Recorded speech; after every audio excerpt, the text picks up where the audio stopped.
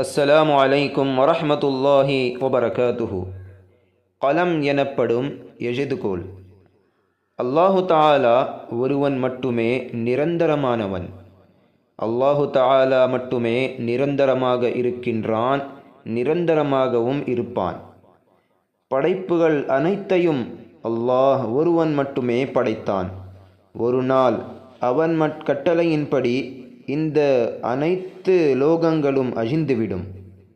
அல்லாஹு தஆலா குர்ஆனில் கூறுகிறான், பூமியில் உள்ள அனைத்தும் அழிந்துவிடக்கூடியதாகும். ஆனால் மிக வல்லமையும் கண்ணியமும் உடைய உங்களுடைய இறைவன் மட்டுமே நிலைத்திருப்பான்.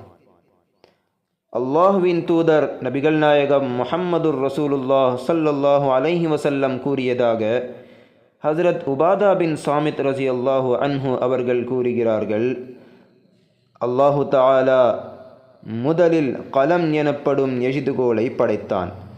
பிறகு அந்த எழுதுகோலை எழுதுமாறு கட்டளையிட்டான்.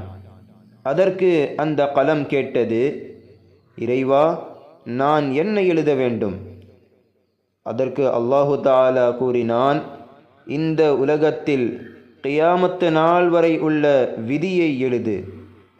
அல்லாஹ்வின் கட்டளையின்படி அந்த கலம் அந்த நேரத்தில் இருந்து கியாமத்து வரை உள்ள அனைத்துடைய விதியையும் எழுதியது.